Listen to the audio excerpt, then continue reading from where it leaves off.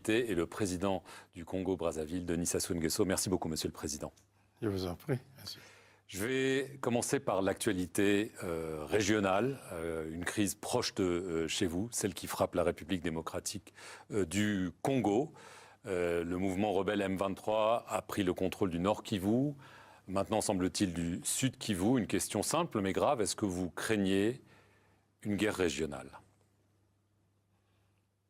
On peut craindre une guerre régionale, mais je crois que la sagesse africaine nous aidera à faire qu'il n'y ait pas cette crise régionale.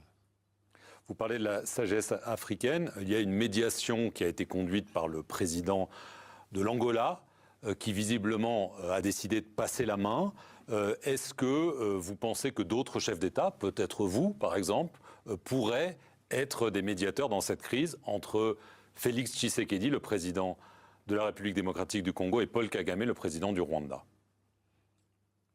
Oui, je suis sûr qu'il y aura d'autres chefs d'État africains. D'ailleurs, au début, le président Lourenço n'était pas seul. Et il y avait le président Ruto et le président Uhuru Kenyatta aussi. On parlait d'initiatives, on parle encore, d'initiatives de Luanda et de Nairobi. Donc, je crois que le président angolais pourrait passer le relais à d'autres dirigeants africains. Donc vous pourriez être un médiateur dans cette crise? Bon, c'est ce que l'on verra, mais...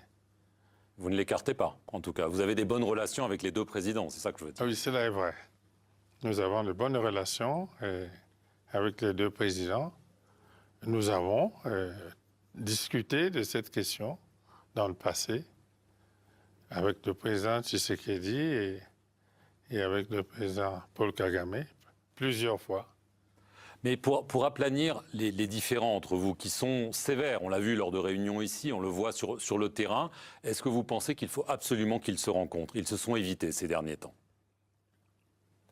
Oui, je pense qu'on créera les conditions pour qu'ils se rencontrent.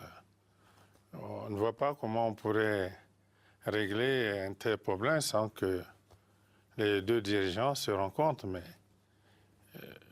les conditions devraient être créées pour qu'ils se rencontrent.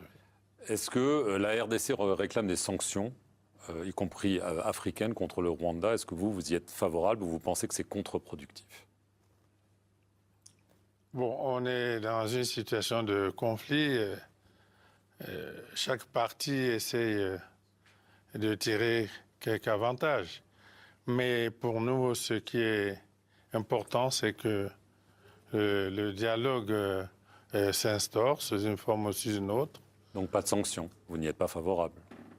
J'ai bien compris. Bon, les sanctions n'ont pas toujours réglé les problèmes. Ce qui nous importe, c'est la recherche d'une vraie solution à la crise. Est-ce que l'Union africaine peut y parvenir? Parce que c'est vrai qu'il y a cette crise, il y en a beaucoup d'autres sur le continent. Il semble que les médiations de l'Union africaine ont du mal à fonctionner, que même l'Union africaine, en tant qu'institution, a du mal à exister pour régler les conflits sur son continent.